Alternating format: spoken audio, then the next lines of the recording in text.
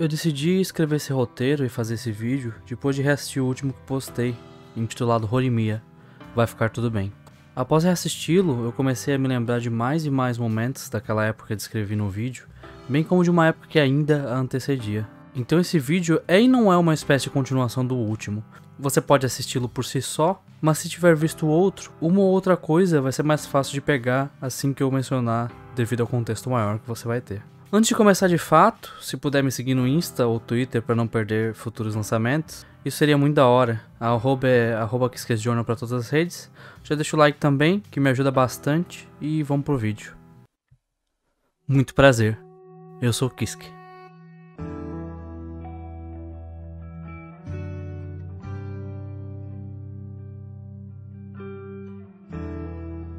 Acho que um ponto crucial que deixei de mencionar no último vídeo é que eu passei por uma mudança muito drástica e radical durante e após a adolescência. Eu sou de uma cidade pequena, menos de 20 mil habitantes.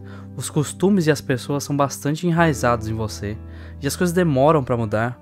O diferente não tem muito espaço para respirar lá, e quando a mudança e o diferente chegam, demoram muito para serem aceitos. Eu era uma dessas pessoas, fechada nesse meu mundinho, sem ter contato com pessoas de fora, me retroalimentando do que eu achava que era o comum, daquilo que era a minha realidade limitadora. Tudo reafirmava aquilo que eu já acreditava, que eu tomava por certo.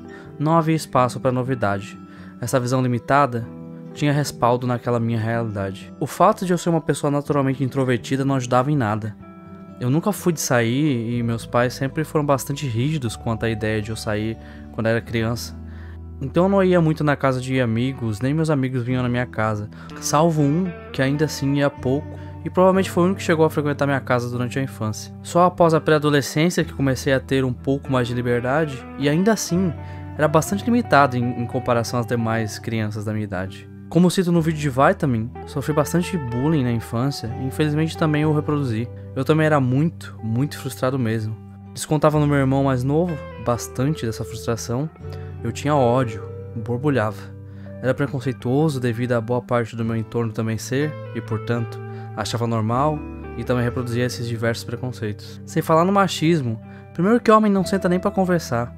Não existe essa abertura e por ninguém nunca falar sobre as vulnerabilidades, não tem conversa, nenhum diálogo. Fica subentendido que isso é a norma. Homem não fala da dor, das inseguranças. E os que tentam, muito provavelmente são repreendidos com certa frequência pelos seus colegas do grupo. Homem só quer sentar pra conversar, pra contar vitória, pra dizer quantas minas pegou, pra dizer o quão gostosa é X pessoa, pra se vangloriar do quão transudo é, do quão cedo teve relações. Eu nunca vi nenhum amigo falar de como eram as coisas em casa, nunca vi nenhum mostrar fraqueza, mas às vezes se ouviam comentários como: caramba, ouviu sobre fulano? Sim, ouvi, ele saiu na porrada com o pai, né? Que doideira. Era isso, ninguém perguntava como tal pessoa estava e a pessoa não tinha abertura pra falar, pra chorar, pra se abrir. Eu achava normal na época, não acho mais. Por qual razão eu teria um amigo se não fosse pra compartilhar os momentos bons e ruins? Ninguém está bem 100% do tempo. Ninguém. Se eu tenho medo de ser julgado por dito amigo, então por que diabos ele é meu amigo pra começo de conversa? Todo mundo já te julga, não era pra essa pessoa, que eu considero próximo o suficiente pra chamar de amigo, ser diferente do resto? Devido a essas circunstâncias, devido a esses ambientes, devido à exposição a essa realidade limitadora, eu era uma pessoa limitada, pequena, com uma visão de mundo mas muito reduzida, e a minha realidade não me permitia ser uma pessoa diferente do que essa. Tudo que conheço é normal, tudo que conheço é o certo, a verdade. Tudo que não conheço, tudo que não entendo, não faz sentido, é repulsivo, e devo distanciar da minha vida.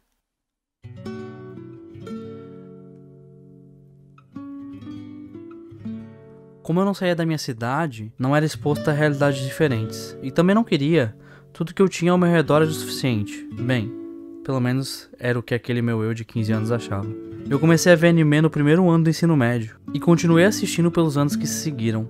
Anime foi uma coisa muito diferente, era uma realidade tão distante, um choque cultural absurdo. Não tinha relação nenhuma com o que eu, um brasileiro pobre de uma cidade pequena do interior, estava acostumado a assistir. Anime não tinha similaridade com as mídias que o gigante imperialista, Estados Unidos, produzia e que eram trazidas para o Brasil dublado. Essas que também eram uma influência cultural tremenda e de fácil acesso por todo mundo, através da TV aberta. Não, anime era diferente, mas era um diferente que eu gostava. Claro que no começo eu fui atraído como a maioria dos adolescentes, pelos animes de porrada e ecchi, Bleach, Naruto, One Piece foram alguns dos primeiros, mas não foram os únicos. Anime Zete e Slice of Life começaram a fazer parte da minha rotina. Ia pra escola, estudava, ou pelo menos tentava, já que eu não era nem de longe um dos alunos aplicados. Chegava em casa, assistia anime, navegava os sites em busca do próximo pra ver. No começo via de tudo, sem nenhum critério. Se a capa era legal, se o pôster me chamava atenção, pronto. Era o suficiente pra eu clicar e começar a assistir. Era realmente uma visão torta a que eu recebia assistindo ecchi ou shoujos, por exemplo, já com fanservice e exposição de corpos femininos é praxe e muitas vezes o foco principal do gênero. Definitivamente não passava uma mensagem muito boa para um adolescente introvertido, porém, de alguma forma muito estranha e surpreendente, o meu adolescente conseguia tirar algumas coisas boas daquilo. Eram experiências novas, eram outros pontos de vista, jeitos de se portar na sociedade, um nível de educação e respeito que eu não estava acostumado a encontrar no meu dia a dia. Era uma nova realidade. E já que eu não conhecia novas realidades por praticamente nunca sair, essas novas realidades acabaram sendo expostas a mim através desses animes, que agora já eram super comuns na minha vida. Nos primeiros anos eu só assistia anime, mas depois de um tempo comecei a ler mangá e me aprofundar cada vez mais nessa cultura tão rica e diferente que era a cultura japonesa. Eu provavelmente fui uma das poucas pessoas que foi ajudada a ter seus preconceitos com o diferente quebrado, por ter visto o diferente mais humanizado através dos animes. Antes estava muito longe de mim, muito longe para eu reconhecer como humano, reconhecer como igual, mas não mais. Quanto mais o tempo passava, mais eu assistia, mais eu lia e mais a minha cabeça se abria. Do nada, aquele cara limitado, pequeno e só mais um naquela cidadezinha, agora começara a pensar um pouco diferente e divergir das crenças pré-estabelecidas da sua região, da sua realidade. Aquilo que eu tinha como certo deixou de ser. Eu comecei a ir ao núcleo de quem eu era, dos pilares da pessoa que eu era, e notei que não dava pra só consertar uma coisa ou outra, mudar aqui e ali. Por mais que eu tentasse mudar, a base, a raiz, já estava definida e fixa. Eu precisava destruir tudo o que eu acreditava ser o certo, ser o normal, o comum. Todos os meus pilares precisavam ser derrubados e reconstruídos, do zero. E aos poucos, bem lentamente, eu fui começando a compreender isso. A chegada do YouTube teve um papel fundamental nessa mudança, isso não tenho dúvida nenhuma.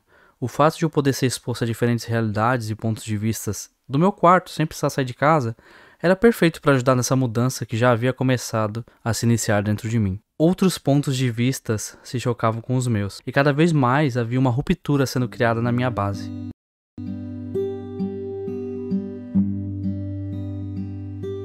Quando comecei a me dar conta, anos depois, da pessoa que eu era, quando eu percebi e caí na real, eu me odiei.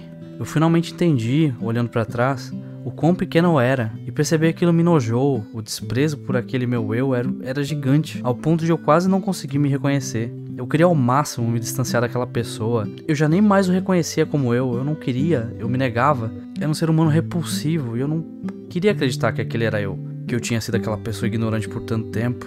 Esse meu eu cheio de ódio e preconceito. Eu fiquei em negação.